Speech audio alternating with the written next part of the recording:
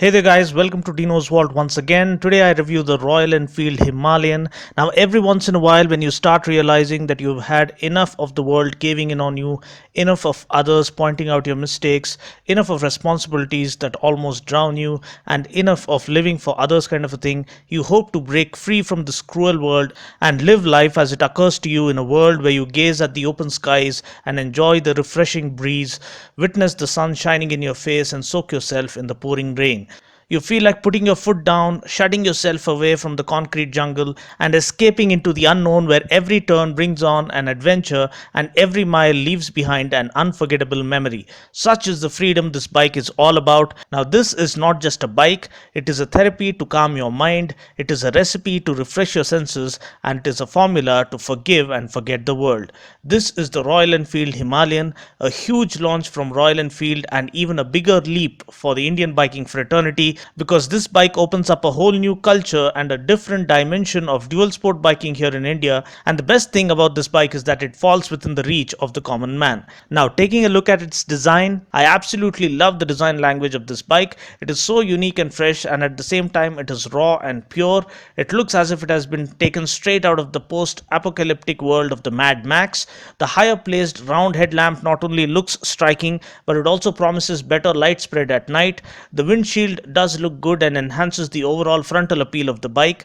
The raised front mudguard, along with the long travel front suspension, lends the motorcycle a typical dual sport bike kind of a look. Coming to the profile, this is where the design scales a whole new level. The tank design is just about perfect. The front mounts on either side of the tank are provisions to carry jerry cans, which are containers to carry extra fuel when touring, and the Royal Enfield branding on these mounts looks stylish and classy. The word Himalayan engraved on the side panels is a touch of art. Everything on this bike screams innovation. The exhaust looks stunning and is angled upwards to improve its water wading capabilities. The rear fender again gives it a proper off-roader kind of a look. At the back, the neatly encapsulated tail lamp looks gorgeous, especially when it lights up. We do get provision at the back to mount the panniers on either side. However, the additional cost for the panniers is not known as of yet. The overall fit and finish and build quality is top-notch. The seat is beautifully laid out and the foam used must be top of the class because I found this to be the most comfortable seat or saddle among all the bikes currently available in our market. Honestly guys, you need to ride the bike to believe it. The instrument console again is something out of the ordinary. We get an analog speedometer, tachometer and a fuel gauge. We also get a hazard light switch and low battery indicator. The digital display contains the odometer, trip meters, gear position indicator, outside temperature, clock, average, side stand indicator and a service reminder. The console also gets an altimeter and a compass. Now talking about the engine specs, powering the Himalayan is the all-new LS410 engine from Royal Enfield. Now mind you, this doesn't get fuel injection, it is a regular carbureted one. Now this puts out a max power of 24.5 bhp at 6500 rpm and 32 Newton meters of torque between 4000 and 4500 rpm. This comes mated to a 5-speed gearbox and the gear ratios are on the taller side. Now talking about my test ride experience, I got 2 long test rides on this bike and on both occasions I could ride it on road as well as off road. First of all, I salute the role played by Mr. Siddharth Lal in the development of this bike. We seldom see the CEO of a company testing the bike out thoroughly, pushing it to its limits and ensuring that every element used on this bike has been perfected to precision. This speaks of the sheer passion he has for motorcycles, and when a man at the helm of affairs is leading from the front with such kind of passion and desire to come up with something extraordinary, the end result has to be more than just overwhelming. This is exactly what we get from the Himalayan. The chassis and suspension developed by Harris Performance is absolutely brilliant and forms the main foundation for this bike. The half duplex split cradle frame is robotic welded for greater precision and strength. The seating posture and the ergonomics are almost perfect in that you can sit and ride along comfortably at cruising speeds all day long thanks to the ultra comfortable seats. And should you choose to go off-road into more challenging terrains, you can stand up and still be in complete control of the bike because of the perfectly angled handlebar and rider foot pegs. The engine is an absolute marvel because it offers oodles of low to mid-range torque, which means more than adequate fun while zipping through city streets. At the same time, the bike also offers sufficient top-end power for easy highway cruising. The gearing is on the taller side right from the first gear such that one can tackle extreme off-road conditions easily in the lower gears. For those who think the gearbox is slightly harder, I would suggest that you pull the clutch completely while shifting gears. Then you'll feel that the gearbox is a lot smoother. Also, those wondering about vibrations, the good news is that there are no noticeable vibrations that would bother you thanks to the 3-piece construction shaft with a counterbalancer.